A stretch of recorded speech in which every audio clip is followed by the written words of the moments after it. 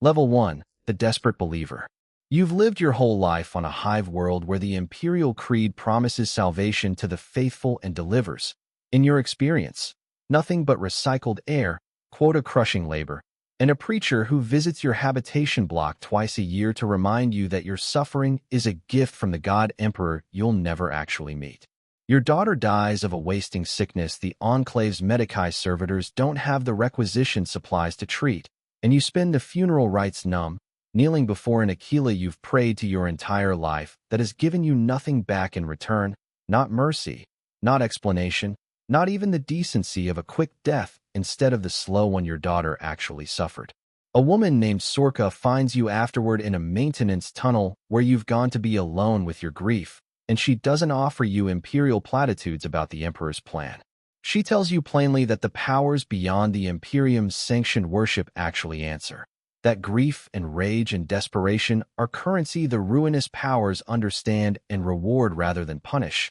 and that she's watched people like you find something the Imperium never offered, a god who listens. You should report her. Reporting her is the correct, sanctioned response to unsanctioned proselytizing, and you know the ecclesiarchy would reward your loyalty. Instead, you follow her 3 levels deeper into the hive's undercroft, past service tunnels no official map acknowledges exist, into a chamber lit by candles arranged around symbols that hurt to look at directly. And when Sorka asks whether you're ready to stop begging a silent god and start bargaining with ones that actually respond, you think of your daughter's hollow, wasted face and say yes before you've fully finished deciding. Level 2. The Initiate. The cult that claims you calls itself the Withered Chorus, a small, careful congregation devoted to Nurgle, the plague god, though nobody uses that name aloud in the early gatherings, referring instead to grandfather and the gift, and the long vigil and language that sounds, at first,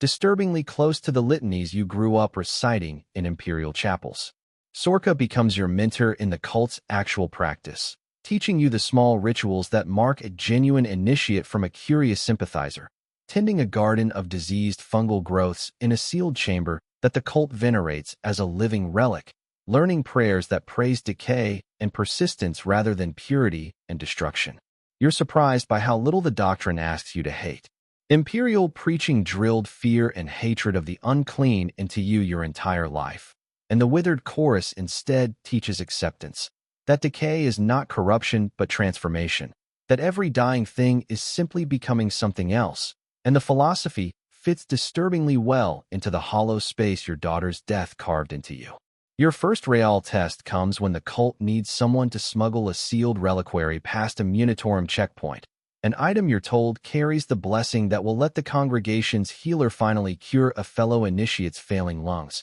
and the fear that grips you walking past armed enforcers with contraband strapped beneath your work overalls feels different from any fear you've known before, purposeful rather than merely survived. You pass the checkpoint. The initiate's lungs heal within days in a manner the Enclave's own Medicae would call medically impossible, and watching that recovery happen convinces you more thoroughly than any sermon could that Sorka told you the truth in that maintenance tunnel, that something actually listens down here. Level 3. The Marked Cultist. Deeper commitment to the Withered Chorus earns you your first true mark of Nurgle's favor, a patch of skin on your forearm that stops healing normally, weeping a thin discharge that never quite becomes infection, that the cult's elders examine with something disturbingly close to pride rather than concern. You begin attending the congregation's larger gatherings now, hundreds of cultists drawn from across the hive's lower levels, workers and enforcers, and even, disturbingly, a handful of low-ranking ecclesiarchy functionaries who've apparently made the same bargain you did in their own private moments of despair. The cult's activities escalate beyond quiet worship, sabotage of Munitorum supply lines meant to weaken the Imperium's grip on the hive, the careful cultivation of plague vectors in sealed sections that the cult's leadership insists are contained but that you privately suspect are simply being prepared for eventual release. You're assigned your first genuinely violent task, standing watch while senior cultists deal with an Arbites investigator who's gotten too close to the Withered Chorus's undercroft operations, and you don't participate in what happens to her directly, but you hear it, and the sound follows you for weeks afterward in a way the philosophy of acceptance and transformation doesn't fully manage to smooth over, no matter how many times Sorka reassures you that squeamishness is simply the last residue of imperial conditioning burning off. You tell yourself the investigator would have gotten the entire congregation killed if she'd reported what she found. You're not entirely sure you believe yourself, and the uncertainty itself feels like something eroding, slow, and patient, the way Nurgle's gifts are supposed to work. Level 4, the champion candidate. The Withered Chorus's activities finally draw attention from something considerably more dangerous than local Arbites, a warband of actual Chaos Space Marines making planetfall in the Hive's lower levels, agents of an traitor legion long devoted to the Plague God, who've come seeking mortal congregations worth incorporating into a larger campaign against this sector's Imperial holdings. Sorka presents you to the Warband's mortal liaison, a former guardsman named Asher who defected decades ago and now serves as the bridge between the Astartes warband and the mortal cults that support their operations, and something in how you conducted yourself during the Arbites incident, the willingness that outweighed the doubt, marks you as promising in Asher's assessment despite your relative newness to the faith.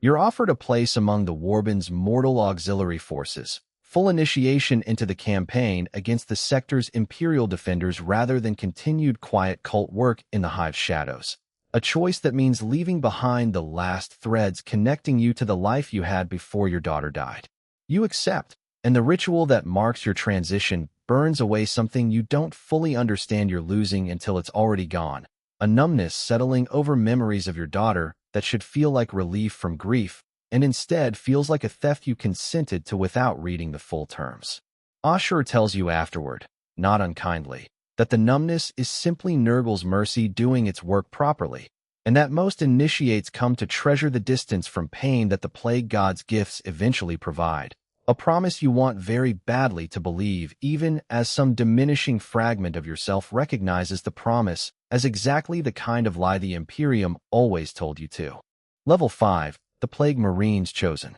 Full initiation into the Warband's mortal auxiliary means direct service under one of the Chaos Space Marines themselves, a towering figure of corroded power armor and weeping wounds that never quite kill him called Brother Vorlith, who commands your auxiliary cell during the sector campaign's opening assaults against Imperial Guard positions defending the Hive's upper levels. Combat under Vorlith's command bears no resemblance to the cult's sabotage you cut your teeth on, coordinated assaults where you and your fellow mortal auxiliaries advance alongside plague-corrupted vehicles and Vorlith's own squad, weaponized disease deployed as tactically as any conventional munition. And the battlefield's horror stops registering as horror after your first week under his command in a way that should alarm you more than it actually does anymore. You take your first kills as a soldier rather than a saboteur during a push against an Imperial Guard trench line, and the numbness Asher promised proves as real as he claimed, watching guardsmen die under your weapon fire generating nothing in you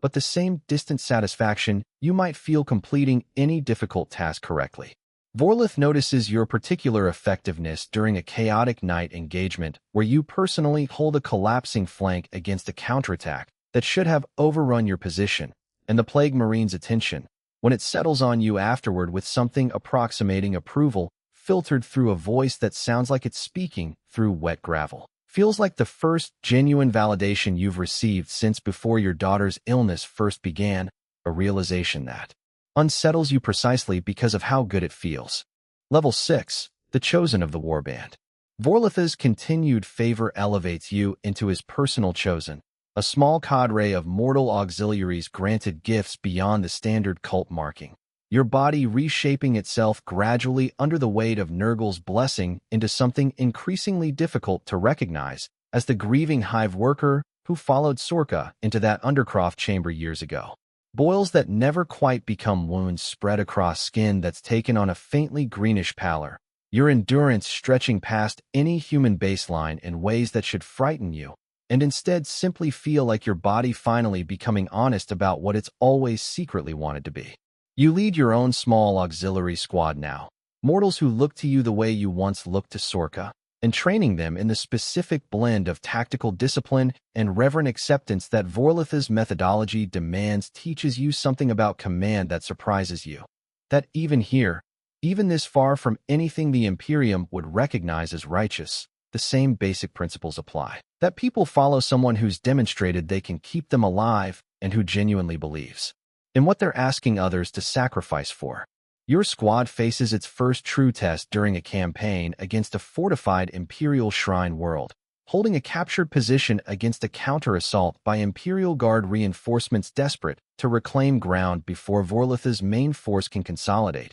and you lose 3 of your auxiliaries in the fighting, a loss that generates a strange grief in you, muted by Nurgle's numbing gift but not entirely erased. Proof that some residual thread of the person you used to be still exists somewhere beneath everything you've become. Vorlith commends your squad's performance afterward in terms that suggest your name has started reaching ears considerably higher in the Warband's command structure than you expected this early into your service. Level 7, the Herald. Recognition from the Warband's command structure eventually earns you something beyond simple favor, elevation to Herald status. A mortal servant granted enough of Nurgle's direct blessing that the boundary between champion and something closer to a minor demon-touched entity starts blurring in ways the Warband's own Plague Marines discuss with a reverence that unsettles you even as you find yourself craving more of it. Your body has changed enough now that returning to any Imperial-held world requires careful concealment, tendrils of corrupted flesh occasionally emerging from beneath your armor that you've learned to hide the way you once hid contraband reliquaries. And the transformation troubles a part of you that speaks less often now, quieter each year. The same part that remembers a hive worker's hands and a daughter's hollow face and a maintenance tunnel where a choice was made that felt, at the time, like the only mercy available. You command a considerably larger portion of the Warband's mortal forces now, coordinating entire sabotage and siege campaigns across the sector, and Asher, the mortal liaison who first recruited you into full Warband service, treats you now as something closer to an equal than a subordinate. A shift in status that tells you plainly how far you've climbed, even as it tells you nothing about whether the climb was actually worth what it cost. Brother Vorlith himself begins consulting you on tactical matters that touch on your particular gift for understanding mortal Imperial psychology, a skill you didn't know you possessed